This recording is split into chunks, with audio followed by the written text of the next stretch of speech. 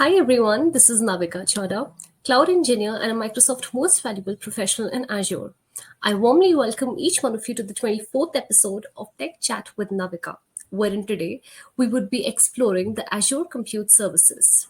And to help us understand that bit more better, we have an absolute expert with us today, Tenna Idnani. Tina is a visionary leader in the tech industry. As a senior solutions architect at Microsoft, Tina brings over 15 years of expertise in cloud native architect and quantum computing, owned through her tenure at the top tech firms like Sapient and JP Morgan. A sought after speaker, Tina has shared her insights at prominent conferences like InfoQ Dev Summit, Azure Cosmos DB Conference, .NET Conference, and I'm going to stop here because the list continues a lot. Today, she's joining us to share her wealth of knowledge and experiences as a woman in tech leader. Thank you so much, Tina, for taking out your precious time and joining me in today. Oh, no, thank you, Navika, for inviting me here. I think I'm very excited that we are doing this podcast together.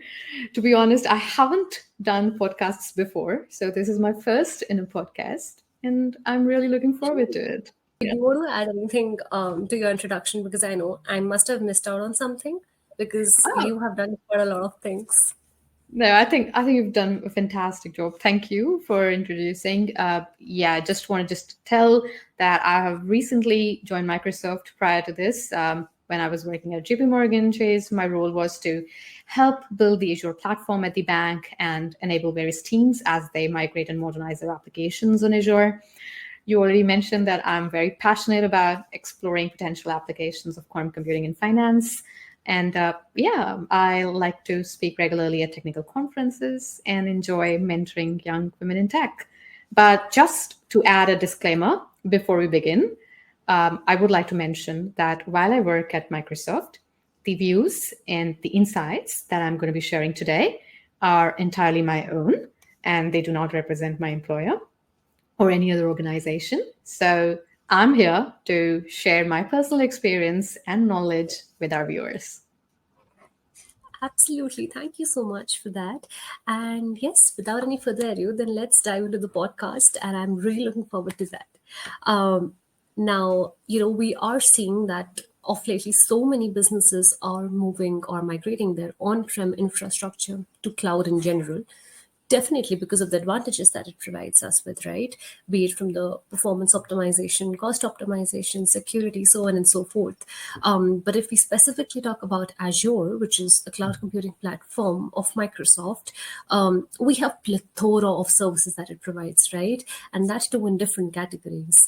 But what we are going to be looking at today would be Azure Compute services.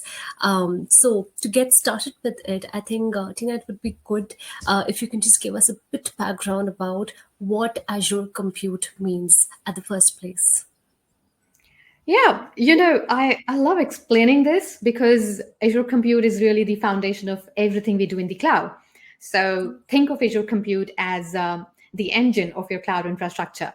Just like your car needs an engine to run, your applications also need a compute power to function. So Azure Compute is like Microsoft's suite of cloud computing services that lets you run your applications in cloud. It provides the processing power, memory, and networking capabilities needed to run applications of any size. And the best part that you can access these resources on demand whenever you need them, and in fact, even scale them up or down based on your needs. Absolutely. And thank you so much for explaining it in layman's language as well for those of the viewers who are not that much aware about Azure Compute. So thank you for that. And as you rightly mentioned, right? And I think Azure Compute provides us with so many services, and at least a couple of them are always part of some infrastructure or the other, right? For any of the businesses, because that's the core of it. Now, as I mentioned a couple of minutes back, that Azure Compute it has a couple of services within it, so it'll be great if you can just take us through and walk us through those different services that are provided by Azure Compute. Yeah, sure. So there are a lot of different compute services in Azure, like, we have virtual machines or VMs, which are like the fully configurable computers in the cloud.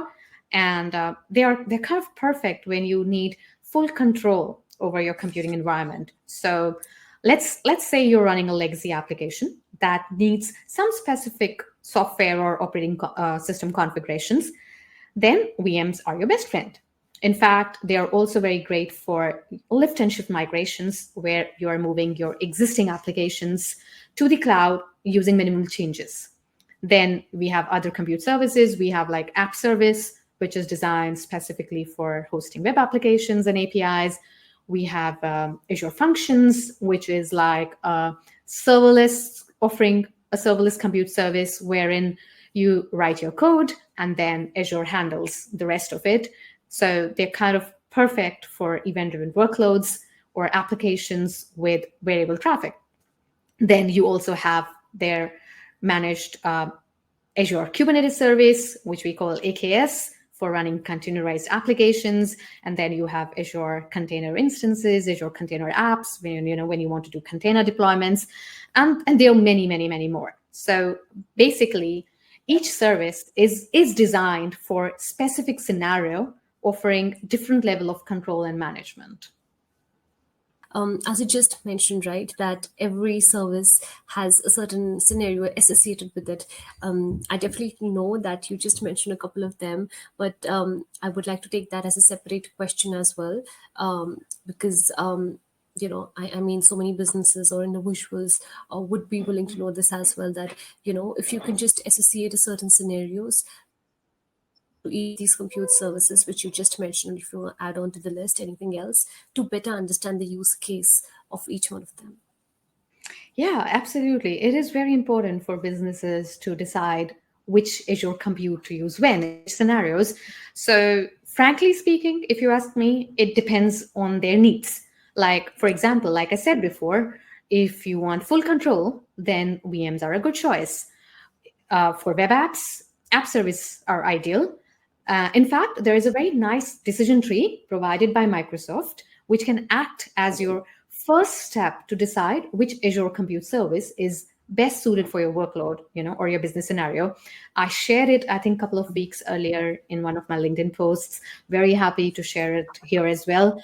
But just remember that that decision tree is more like a starting point. And from my experience, what I've seen, there are a couple of key questions that you should always ask yourself whenever you are in that stage where you want to decide which Azure Compute service to use for my scenario. Like questions like, what are my specific application requirement? Like, in terms of performance, scalability, what kind of control I'm looking for. And then how does this choice also align with my budget and cost optimization strategy? What level of management or operational overhead can my team handle? In fact, you should also see if your application architecture, whether it's a microservice driven or it's a monolith, is it going to influence the decision in case if there are any specific compliance or maybe some data residency requirements to consider? And then, of course, you should also think about how will this service integrate with your existing systems and development processes. So it, based on each of these questions and then what comes out of it, you can basically decide which Azure Compute service to use for your workload. That's completely right, and I actually second your opinion on that. Regarding, like, as you just mentioned, that one should definitely answer certain questions before going into a particular service, and I think that also extends to, it's very important to see the what are the goals or what are the needs and requirements of the action that we are taking in terms of deploying a particular service, because this is also related to the performance. When I say performance, that that is like setting a particular SKU for it, right, or the size for it. And then that sort of directly that's proportional to the cost as well. So I think all in all, we can say all these things are very closely linked, and henceforth answering these questions beforehand can be beneficial for the long run. Exactly. Yeah. Yeah. I think now we're in a very good position to take up the next question, because we have dived into what is Azure Compute, what are the services, and thanks to you for answering the explaining us the use cases for each one of them as well. To understand a bit from the Azure Compute infrastructure standpoint, right? if you can just share certain best practices that can be implemented on a compute infrastructure, let's suppose, which are like from the security front or cost optimization, performance optimization, so on and so forth. So if you can just throw some light on the best practices. Yes, I think that's a great question. When it comes to Azure Compute infrastructure, there are several best practices provided by Microsoft that can help ensure optimal performance, cost efficiency, security, and it's all about leveraging the right tools and features that Azure provides. So, for example, for performance monitoring, we all know that performance monitoring is crucial, and then you have Azure Monitor. So using Azure Monitor, you can gain deep insights into your application's behavior, allowing you to kind of proactively identify and address issues. And then if you pair that with log analytics, you can actually delve into your logs to spot anomalies that might indicate performance problems. Then on the cost optimization front, Azure offers cost management plus billing to help us track and control spending. So make sure when you are building applications, you put your budgets in line and so that you understand how your cost is going. It's also very wise to regularly review your resource usage and then right size them to match your workload requirements. And then once you understand your application's demand pattern, you can use features like auto scaling to match resources with demand, take advantage of reserved instances and savings plan in case if you have predictable loads. Like in fact, I've seen companies save up to 72% compared to your pay as you go pricing model for 1 year or 3 years for Windows and Linux virtual machines. And then, of course, coming to security, security is always a top priority. So, what best practices you can do around here is you can enable Azure Security Center, which can significantly strengthen your security posture, protecting your applications against threats. And then for the solutions that you're building, make sure like you're storing your keys and secrets in Azure Key Vault and not in your source code. Use WAF, your Web Application Firewall. It's like a feature of App Gateway that provides centralized protection of your applications from common exploits and vulnerabilities. Make sure you enforce MFA, multi-factor authentication for users, especially for your administrative accounts. Use RBAC in your applications to ensure you know who's managing your and has access to your Azure resources. So the list is basically endless, but here's the thing. All of these things, they come under a shared responsibility model. So what I mean by that is that Azure provides these great tools and features, but it is up to us as users to configure our applications properly to take full advantage of them.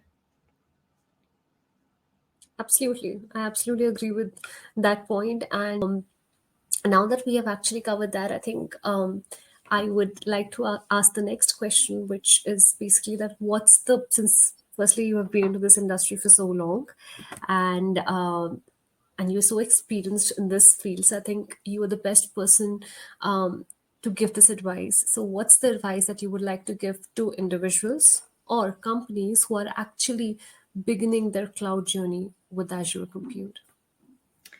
Yeah, definitely. My advice would be to start small and get familiar with the platform. Like, don't try to learn everything at once. Like Microsoft Azure, we know is really vast and currently offers like more than 200 cloud services. So, my suggestion would be focus on your core services first, like make use of Azure's free tier to experiment. Then you have Microsoft Learn, which has a lot of free hands-on labs, and there are also some great practice exercises on GitHub.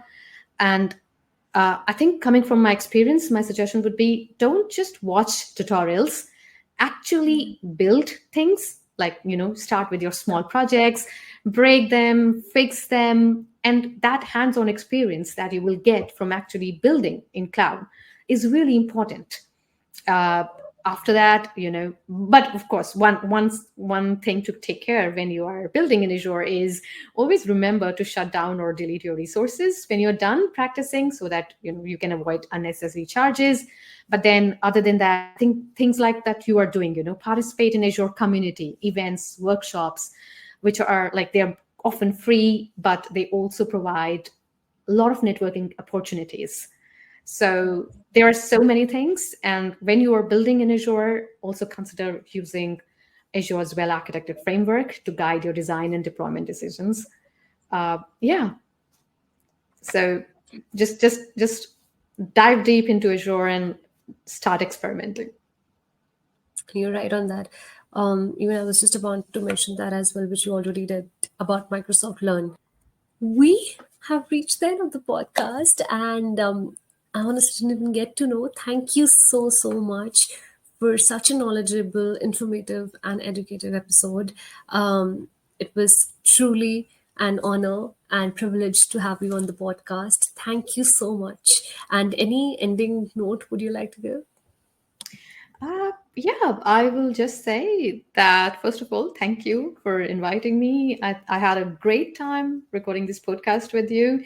And final note, yeah, keep building in Azure.